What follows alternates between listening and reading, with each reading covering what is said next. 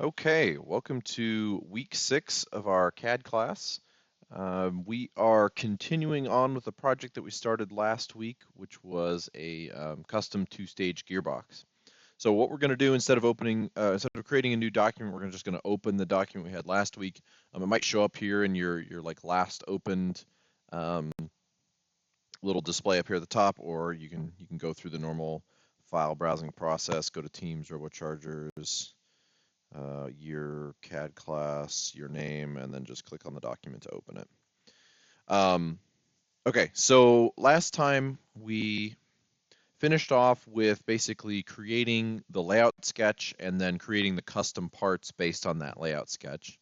And we ended up putting everything in this assembly and um, grouping it together and doing that whole thing. So if you guys haven't finished this process and you guys have not followed along with the videos from last week and you don't have this in your document, you should stop and you should go back and you should finish those videos before you can continue on. Okay, so what we're going to do is this week we're going to import a lot of COTS components. So we're gonna use a variety of methods to bring those in and constrain them in place.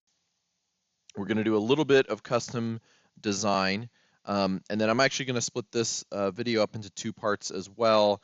This first part is going to be getting the kind of gearbox functionally complete, and then the second part will be lightening the plates. I anticipate that second part should be way shorter than this first part. However, I'm going to split it off just because it's kind of topically relatively separate from the rest of the video and technically optional, right? You don't have to lighten this gearbox for it to be functional. So this first part, we're gonna get through all of the functional stuff, like I said. So I kind of intentionally picked the internal components of the gearbox specifically because they're kind of representative of basically three different possible ways of bringing off-the-shelf components into your model. Now, generally, when I say bringing an off-the-shelf component into your model, I mean the supplier that sells that component has provided a CAD model. Obviously, sometimes in FRC, you'll find some very weird components where there's no CAD model available, and you basically have to take the physical part, measure it, and model it yourself.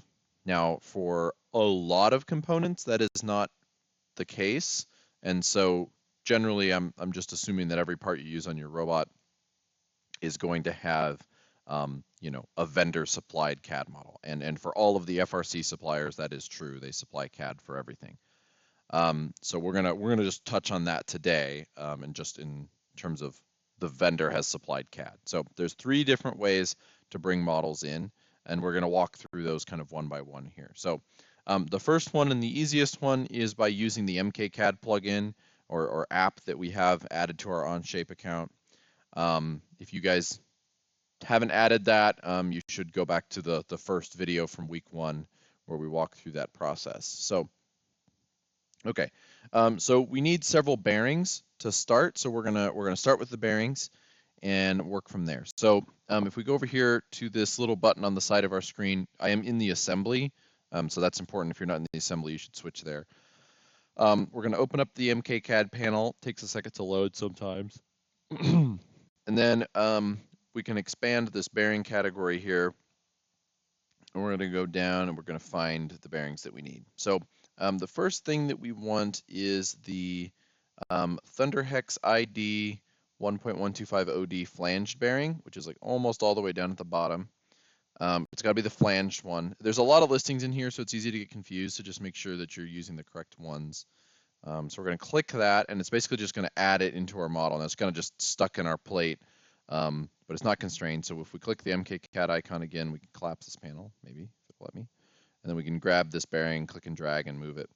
Now we're going to activate the fastened mate tool, and we're going to mate this so that the flanges of these bearings are on the inside of these plates. So the orientation of this bearing is actually correct. We just need it to be in this plate. So what we're going to do is we're going to pick a circle that is somewhere on the bottom of this flange. So it could be this circle, it could be this circle, it could be any of them, but we're just going to click the circle. I need to actually activate this. And then we're going to click the inside rim of this hole. I'm going to click OK. And I'm going to escape out of that. I'm going to select this bearing. Oops. I'm going to select this bearing. I'm going to Control C to copy, Control V to paste. I could have also just clicked the button in MKCAD twice to add 2 of them, but I prefer to only bring one in at a time and then just copy paste however many I need. If you're doing something complicated, you don't always know how many you need as well. So this is the wrong direction, so I'm going to click the flip and flip it the other way. And then that is the 2 bearings that support this shaft. And this is the output shaft, if you remember from our layout sketch. So next we need the slightly smaller bearings that are up here. We're going to open MKCAD again, go to bearings. Now this is a 3/8 Hunderhex bearing, and it is 0.875 OD. And I actually need to check that this is in here. There's a chance that it's not actually in MKCAD. 3/8 Thunderhex. Yes, it's this one here. 3/8 Thunderhex, and it's ID, and then it's 0.875 OD. Now you're kind of at the mercy of whatever the colors are that MKCAD brings in.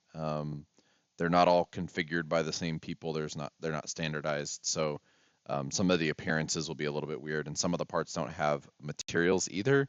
So if you run into any issues with the MKCAD parts, you can always copy them and make your own versions, or you can follow the steps that we're going to go into later about how to import your own off-the-shelf components. All right, so next we're going to follow the same process to mate this. We're going to just pick a circle under the rim on the flange and then the edge of the hole. This needs to go the other way, so we're going to flip it. We're going to escape out, select this part, copy, paste, and then back to the fasten mate tool. I should have copy pasted first. That would have been faster. Flip that around. Okay. All right, so now we've got our bearings in there.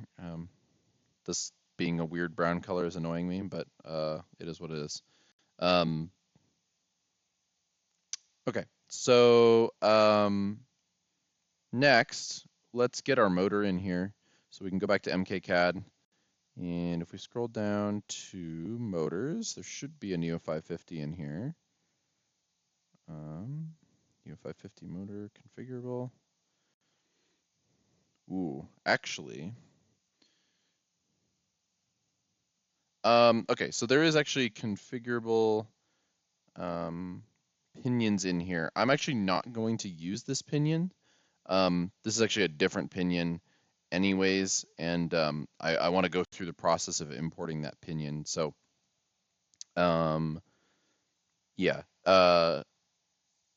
So I'm going to select none for the pinion and then hit insert. But if there is a pinion on that list that is the pinion that you want, just go ahead and select it. So, okay. All right, so then this motor comes in, and we basically follow the same process to mate it in place. The only thing we got to take care of is we got to make sure that the holes are in the correct orientation.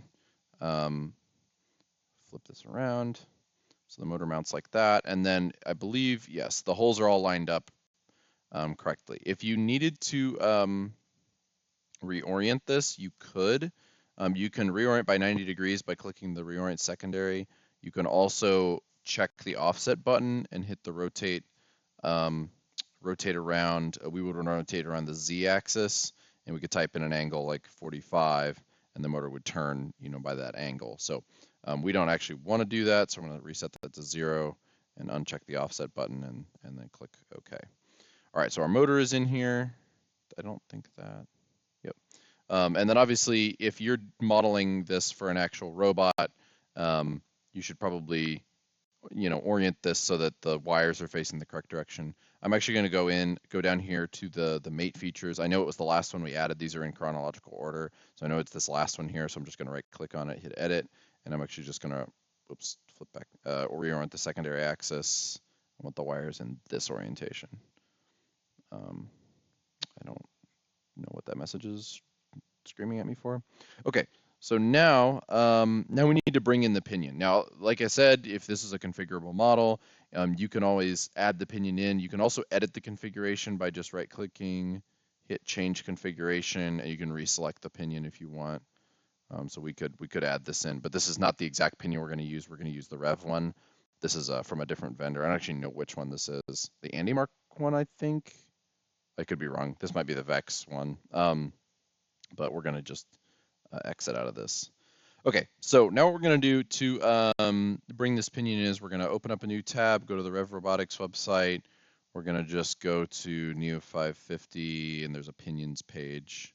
It's this page here, this Neo 550 motor pinions. You can just search that directly if you want. And we're going to do is we're going to pick this guy here, and it is this part number. And if we scroll down, I believe this is just a zip folder of all the step files. So we go down to CAD, we click on this to download. Now, I'm going to right click on this and hit show in folder. Now, this is not going to show up on your screen, but this downloads a zip folder to your downloads folder. I'm just going to extract the zip folder. You guys can't see this on the screen recording because it's only recording my Chrome window, but I'm just going to extract those files. And then I'm going to go back to Onshape here. And what I'm actually going to do, close out of this. What I'm actually going to do is I'm going to click this little plus button down here and hit import. And then once again, this opens up a file browsing window. You guys, I don't believe my screen recording software is actually capturing it, but you just go to your downloads folder and you select the step file that you downloaded from Rev that matches the part number. So I'm going to click open, and then this dialog pops up. So I close the file browser. I'm just going to do combine in a single part studio. I'm going to check this orient models with y-axis up and then just click OK. The options on that little dialog do matter. So depending on what you import, you might not always select those. So you'll notice it did a couple of things, popped up this little dialog that just shows the status of importing, and we can close out of that. It created this CAD imports folder, which actually just holds the actual step file that we uploaded. And then if I go back home, it created this this tab here with the Rev part number. So before we really get into this any further, I want to say, like, speak to the RoboCharger students specifically. Do not import files into your like mechanism workspaces. So if you're designing an FTC robot, the way that we usually do the FTC robots is the whole robot is in one document. If you're designing an FRC robot, it'll be one document for each mechanism.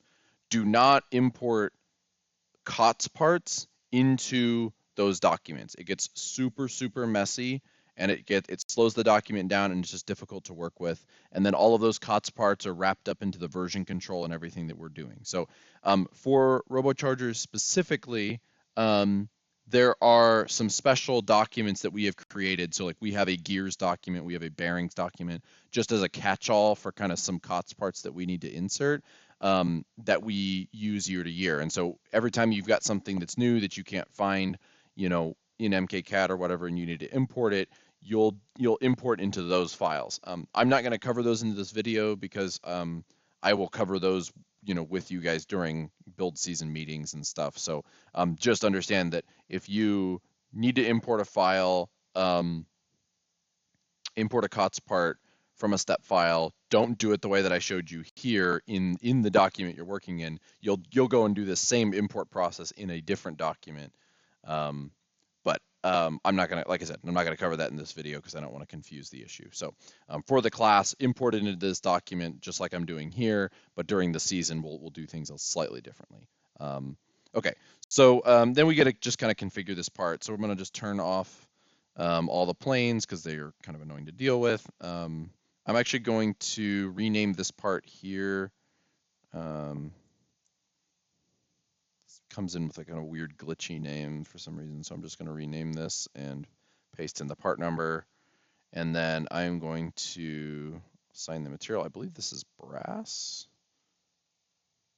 I believe. Material specifications. Material machine brass. Yeah, okay. So just going to assign this material to just brass. And then edit the appearance, set it to like, I don't know, something yellow. It's kind of like almost a brass color as is, but I'm just gonna do like that one. Okay, so then what we're gonna do is we're gonna go back to our gearbox assembly.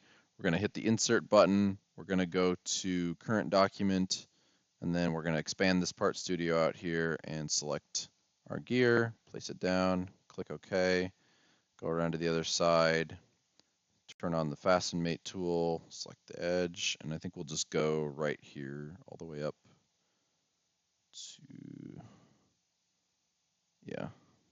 So one thing to note, things get a little bit weird when you press these pinions are a press fit on the motor.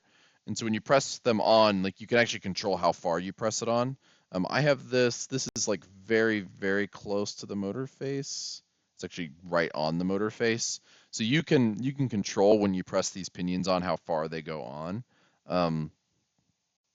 And so, and I actually know, yeah, and so you don't have to necessarily press this on as far as I am doing here in the CAD. So when you're doing press fit motor pinions, it's generally a good idea to try to indicate in CAD where the pinion needs to be positioned if it matters.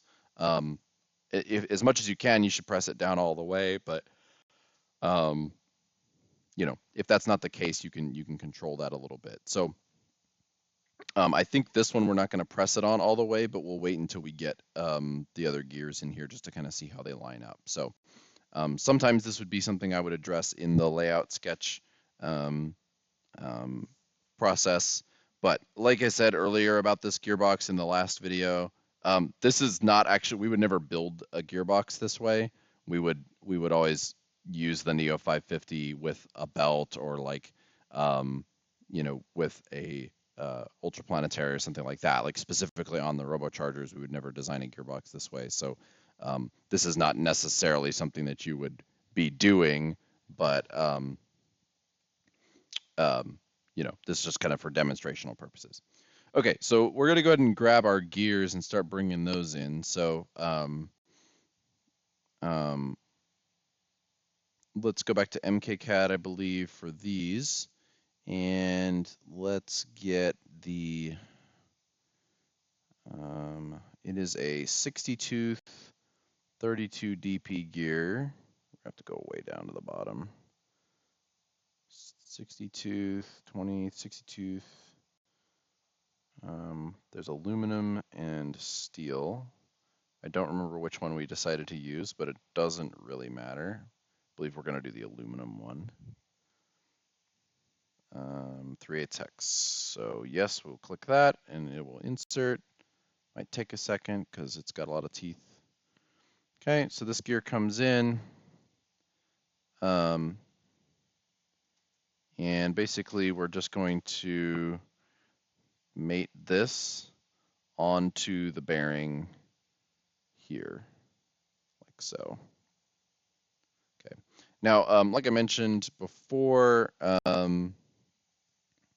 this width inside this gearbox is definitely not correct, and we will fix that a little later. So, okay. So then going back to this gear, you can see obviously there's not a lot of overlap here.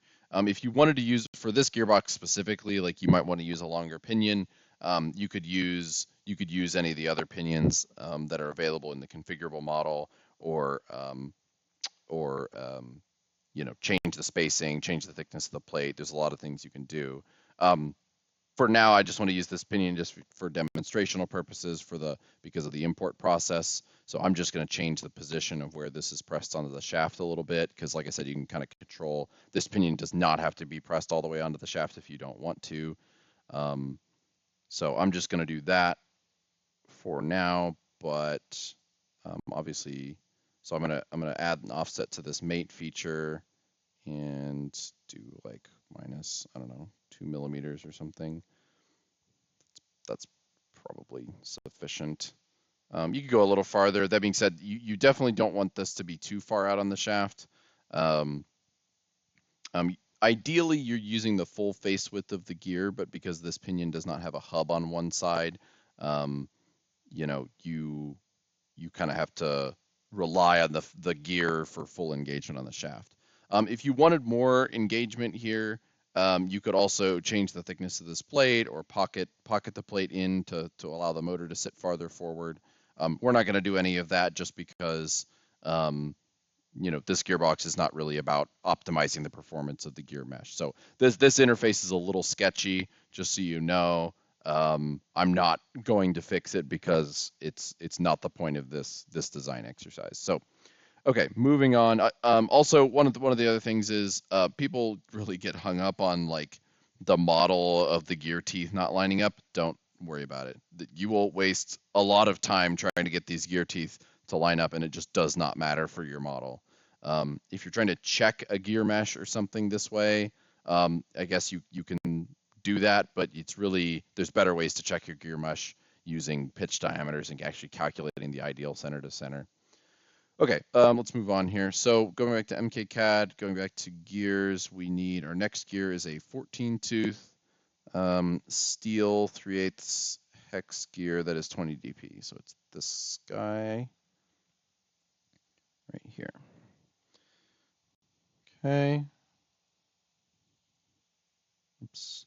Okay, and then what we're gonna do here is fasten this to this gear here.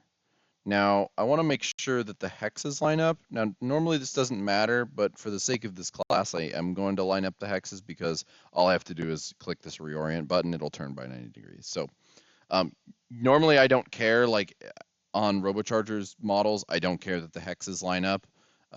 Anything that's rotationally, that you can control rotationally, you don't need to worry about the hexes lining up.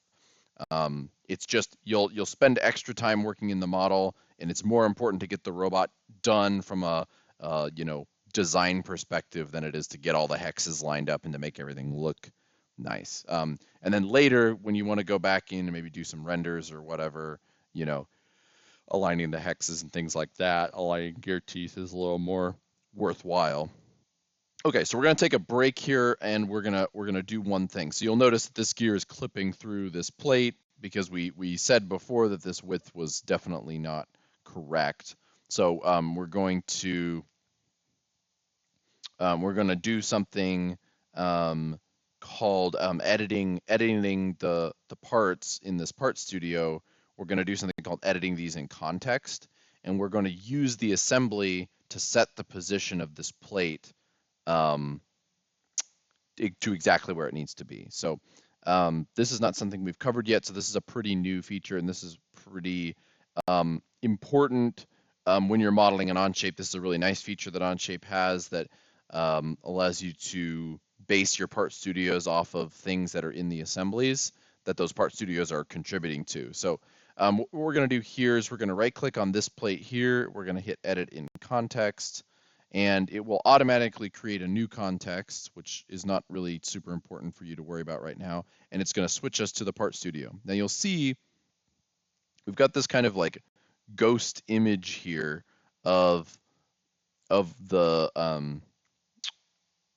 assembly, but all the parts that are actually modeled in our part studio are showing up kind of in the places they were modeled, basically. So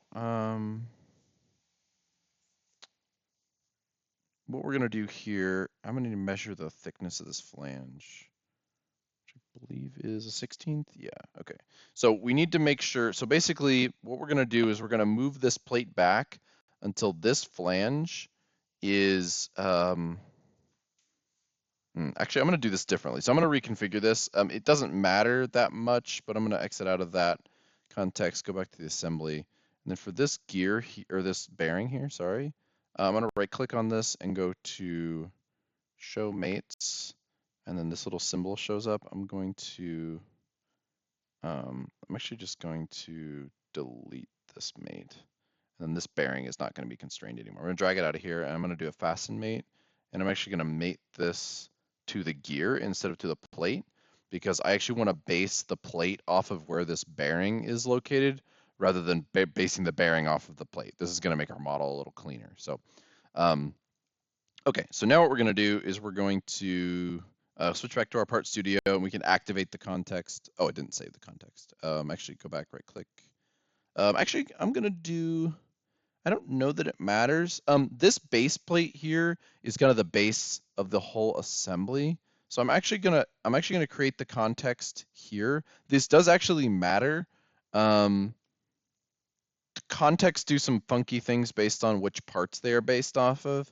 And I'm new enough to Onshape that I don't completely understand all of that functionality.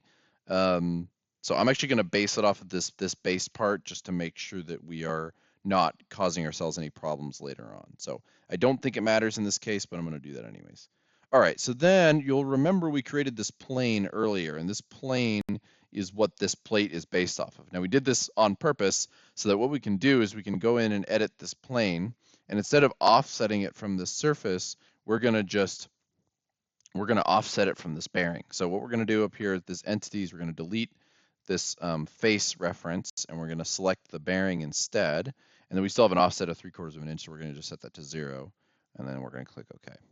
All right, so you'll notice the plate moves. There's still a ghost of it in the old position, and that is because the context actually saves a snapshot of the assembly, and the assembly does not update immediately, and the context will not update until you make it update it manually. So you want to be careful and not like try to do any weird circular reference stuff and like base a part off of itself in context. You won't actually create any errors, but it just means that when you update your assembly, it'll move on you, or when you update your context, I mean, it'll move on you. So I really don't want to get too far into that because that's getting pretty advanced for what we're trying to do here. But you'll notice that because of the way that we modeled this in the last couple of videos, this standoff changed in length, and it is 1 1/8, which is what we would expect given the thicknesses of these gears and everything. So that's cool. So we can hit go to assembly, and you'll notice everything updated in the assembly. That's all well and good, and everything's constrained where it should be. So that is perfect. All right, so now what we're ready for is we're ready to put in our last gear. So so far we have covered 2 methods of inserting components. We have covered inserting from MKCAD. That's how we've done most of these. We have covered downloading a step file and importing it into a Part Studio. Which is another good method. There's also a third method, and that is if a supplier has Onshape models available, you can just insert those Onshape models directly. So one of the things that we've been working on at Rev is with any new product that we add, we are adding Onshape models as we release new products. So there's Onshape links on the page for the product. Now, and there's an ongoing effort to update all of our old products, like existing products, things that are on the website. Before we created this Onshape library, we're working through adding all of those products to the Onshape library and updating product pages with Onshape links. Obviously, that's a relatively low priority thing, so it's kind of doing it as we have time. I will say that a lot of products have Onshape models. They're just not linked yet because as website work and stuff happens, those links don't necessarily get added right away. So if you guys are like, if there's some product for Rev that you would like a link for, we might already have it, and it might just not be on the website yet. So you can DM me, and if I have time, I'll reply and send you a link to it. So it basically, if there's any requests for specific Rev products that need Onshape models, just basically let me know. You can contact me on Chief or whatever, and I can work with you on that. So, but over time, every product on the Rev website will get an Onshape model. So, if you know which products have Onshape models, you can use those Onshape links to add them to your workspace directly. So, what we can do here is we can search, I don't know, 20 DP or something. We just need to find the 20 DP gear page. And what we want to do is we want the 1/2 inch hex. We want 40 tooth. These are all crossed out because they're not in stock at the moment that I'm recording this video. But you'll see the part number here. You can also just use the description. So it's 1931 is the part number. If we scroll down, we can find 1931 in this list, or you can just use the description and look at it, whichever one's easier for you. But you'll see this button over here that says Onshape.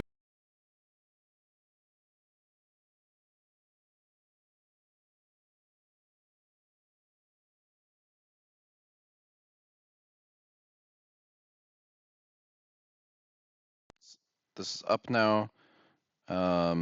All right, so then what we can do here is this window, we can just view it because you don't own this document, so you can't edit it or anything. All you can do is view.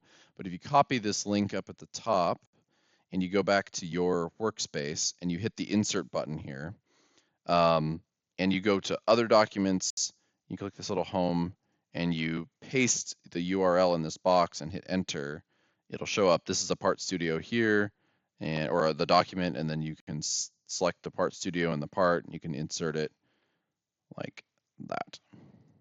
Okay, so we can do here, and this gear is pocketed on one side, and then it's you got a flat face on the other. So if it matters which direction it faces, you'll need to constrain it one way or the other. I'm going to constrain it pocket out. Usually constrain. Oops, I clicked the wrong button. Fastened. Click that, and I want that to be constrained against this bearing here. Flip it around. Okay. All right, and then that meshes with this gear up here just fine, which is good. I don't know if the teeth are lined up, but like I said earlier, it doesn't matter. Escape out of that tool. Okay, so now what we are ready to do is we are ready to add in our hex shafts. There are no shafts in here right now. The gearings are the bearings and the gears are kind of just like floating in there. There's nothing actually, passing through there. So what we're going to do is we are going to go back to our part studio, and we're actually going to use that context that we created earlier. So if we go over here to this context and we select it from the drop-down list, you can have multiple contexts. And what we're going to do here is we're actually going to click these three dots and we're going to hit update context. And you'll notice it adds in the gear that we just created, and this ghost plate that was over here actually just moved over and now it's in the correct location. So if you want to update your context, that's how you do it. All right, so what we're going to do is we are going to create a plane that is defining the end point of our output shaft. Now we're gonna this is kind of arbitrary because this gearbox is not actually being used for anything. So, we're gonna just set some length. I think earlier we said 2 inches was what we were going to do. It doesn't matter for the purpose of this exercise. You can set it to anything you want. So what we're gonna do is we're gonna go up here and create a plane. We're gonna click on, I think we're gonna do 2 inches from the bearing itself. We could do 2 inches from the plate, but it doesn't really matter. So I'm gonna select the bearing. It's going to be offset is what we want to have, and then we're going to do 2 inches, and we're going to click OK. And I'm going to just hide this plane, not that it really matters. I guess maybe I can leave it visible. Doesn't matter. Okay. All right, so then we're going to use the shaft feature script again. Now, you remember we used the shaft feature script to create our standoffs, and that was kind of a hacky way to create standoffs. We're actually going to use the shaft feature script for what it's meant for, which is creating shafts.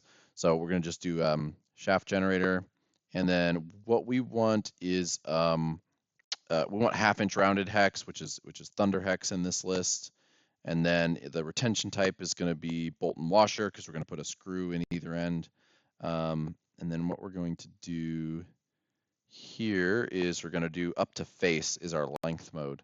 So our origin should be, we'll just start from this back bearing and we'll pick that right there.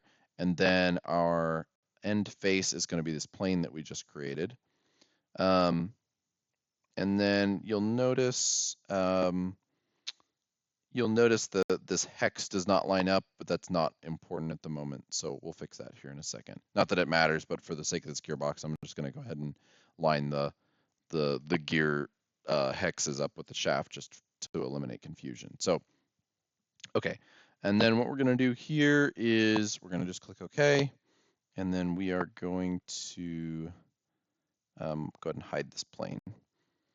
Okay. And then we're going to do another one. Actually, we're going to go up here. We're going to do shaft generator again. We're going to select 3/8 under hex from the drop down.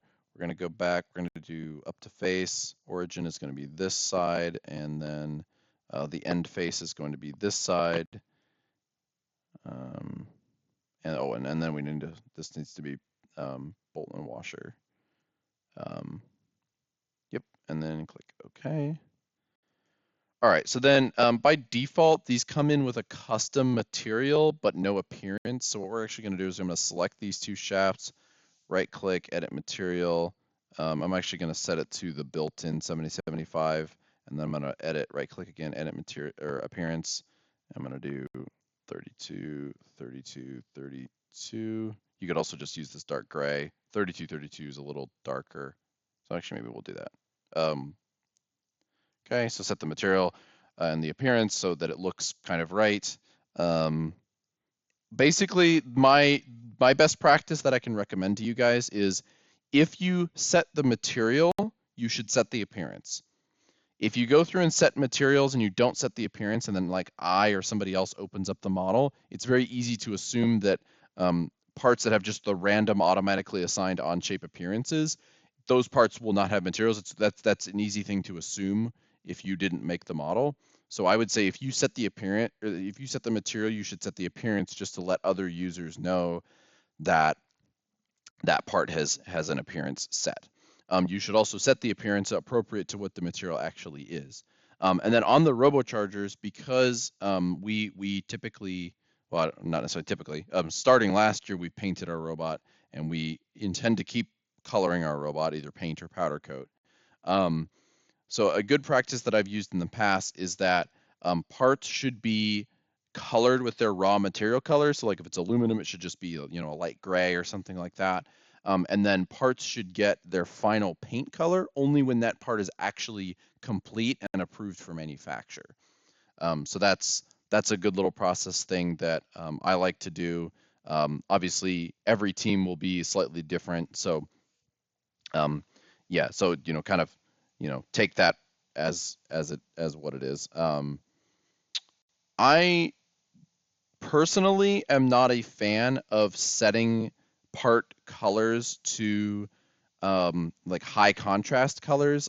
Some people will set, you know, certain subsystems to certain colors or something to kind of color code their parts. But I prefer to set them to their actual materials because I think it's a little bit easier to look at on the screen. But there's a lot of personal preference there. So, okay, so let's click go to assembly and get out of that context, and then we'll just go insert current document, Part Studio 1. We will select our, I should have renamed these, but it's this one and this one. And then we'll click OK. And then we have a group going on. So we created a group back in our videos from last week. We're just going to add those two parts to the group. We're not going to constrain them in place. So add these two parts here, and then click OK. All right.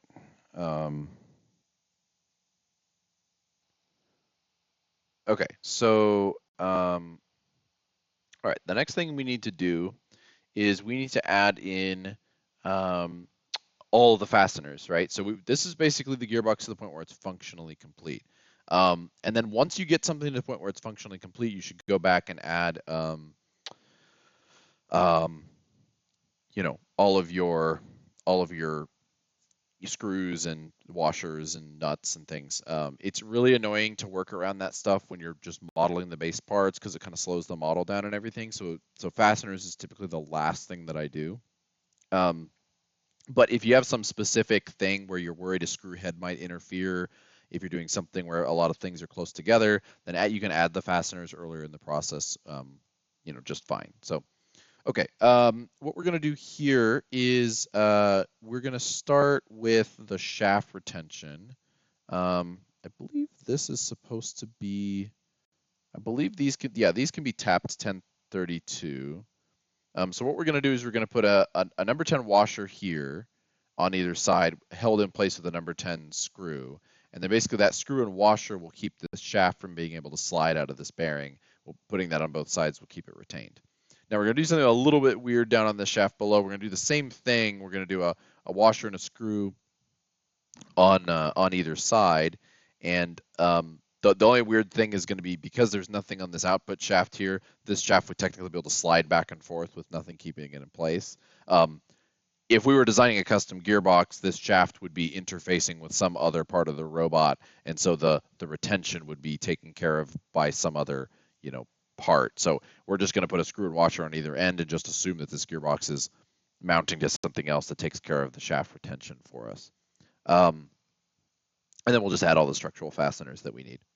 Okay, so let's start here. So what we're going to do is we're going to use Onshape's built-in fastener library. Depending on what your purposes are, that may or may not be good enough, but we're going to just use it because it's fast and easy, and that's how the RoboChargers usually add fasteners to their robots, because it's super quick.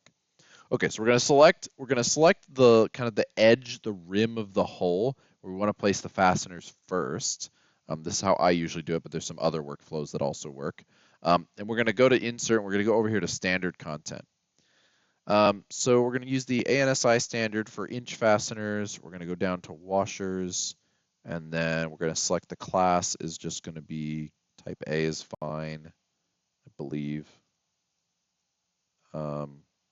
I don't remember which one has which diameter. They're type A and type B have a different thickness and different diameter, but we'll start with type A, and if it's not correct, we'll just delete it and do a different one. I'm going to select number 10 for the size. Stainless steel material is fine, doesn't really matter. And then what you do is you just hit insert, and then it basically will automatically mate them where you had those holes selected. And then we can click OK. All right, so now what we're going to do, we can select these. They have some mate connectors visible. All of the fasteners will have mate connectors, and we're going to just delete those, or not delete, or we'll hide them all at the end. But for now, we're going to use these mate connectors to add in our screws. So, okay, so we're going to select these two mate connectors. We're going to go Insert, Standard Content. We're going to do bolts and screws. Then we're going to do socket. We're looking for. Oh, wait a minute. Socket head screws. Socket head screws. There we go. Couldn't see it. Socket button head is what we want. There's a few different options here. Socket countersink, socket head, socket head shoulder screws. We covered some of those different types in our fasteners unit earlier in the CAD class. So we're going to select 1032 as our thread, and the length can be probably 3/8. We're going to do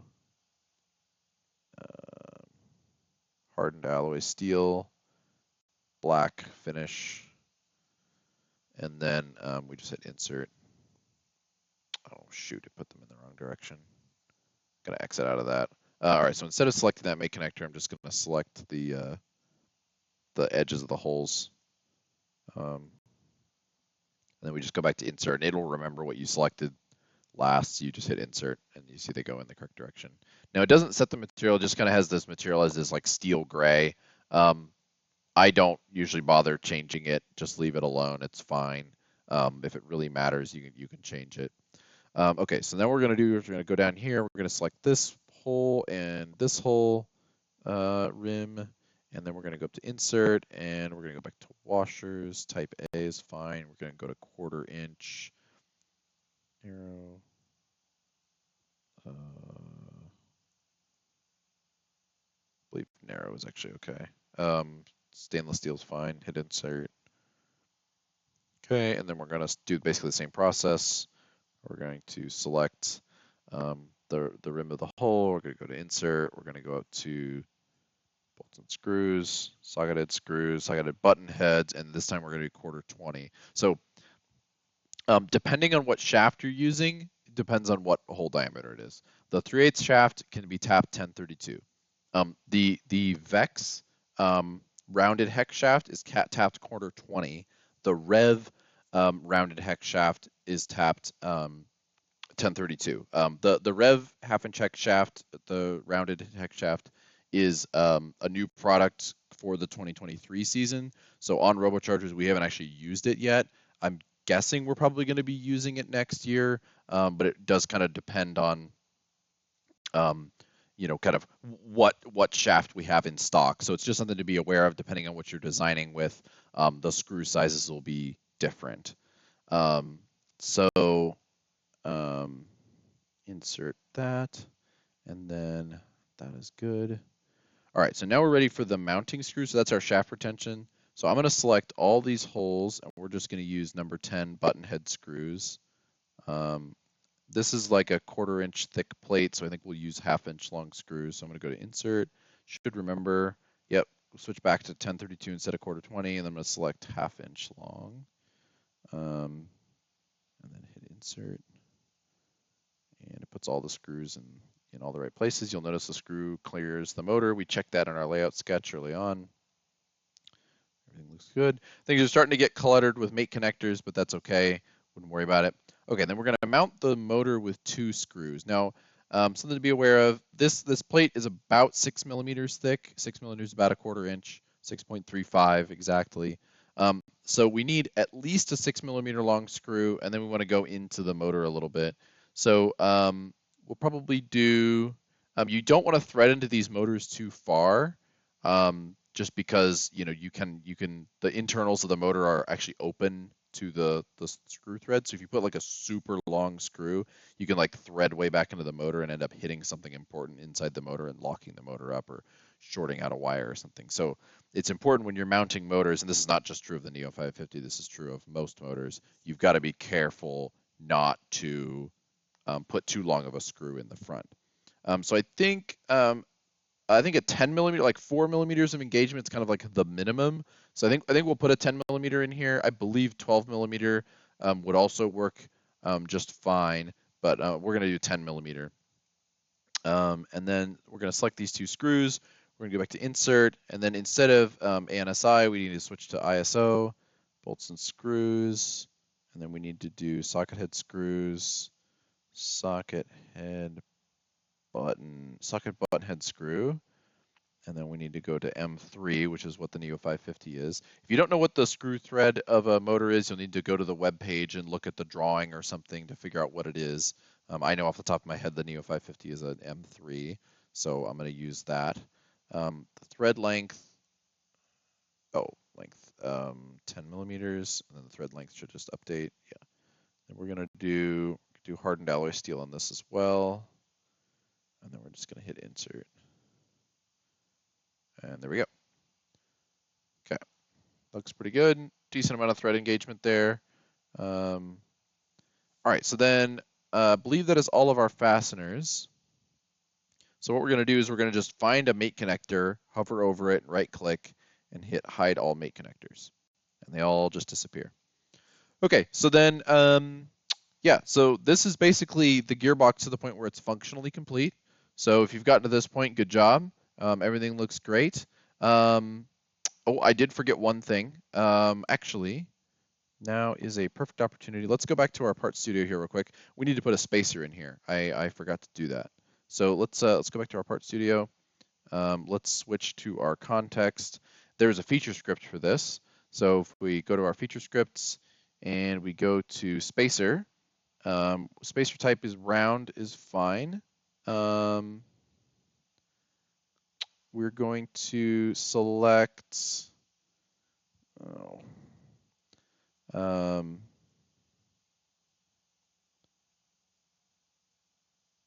believe, so I do actually have a custom version of this feature script that I use sometimes that gives some some options. What we can do here is we can select, we want to do up to face. The origin should be this, oops, not this circle here. And then the end face should be just the gear. And then here, the external diameter should be 0.72, I believe is what we were going to do. And then it'll just take the internal diameter from that circle you picked. Now that's a little bit weird because that circle that you pick is not always necessarily like, exactly the diameter that you want. In this case, it's this like little chamfer on the bearing, so that circle diameter is like close. and we would just 3D print the spacer, and so that diameter would be fine. I did create a custom version of this that allows you to create a separate diameter, or I think it just yeah it just defaults to something that's perfect for half-inch hex, and then it allows you to change it if you want to change it to something else. So if you want that feature script, just let me know. All right, so I'm gonna just click OK, and then I'm gonna change the spacers material to. There isn't a PLA material in here. I usually just set it to ABS. You can also create a custom material if you want to, but we would just 3D print these out of PLA normally, and then I right-click and edit the appearance. We would normally print this in like blue or something, just to match our team colors. Okay, we're gonna go to assembly. We're gonna insert current document, Part Studio 1. Come on, round spacer. And then just click OK. I'm not clicking in the viewport at all. And then we're going to edit our group here, and then we're going to add the spacer to the group.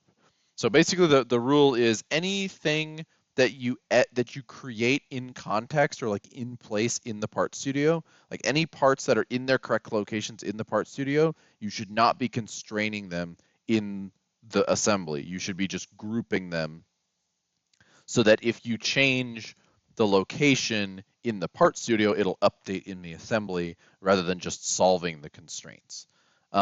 If that's a little confusing, that's okay. I wouldn't worry about it too much. It's something that will come with experience, and as we move forward, like RoboCharger students, as we move forward, I will kind of be here to kind of show you guys some of the little more organizational stuff like that. That is, comes when you're modeling more complicated things. So for now, the gearbox is functionally complete. We're going to end the video here. I'm gonna talk about how to lighten these parts in part 2, which should be a relatively quick thing, and then the gearbox will be actually complete. So I will see you guys in part 2. See you later.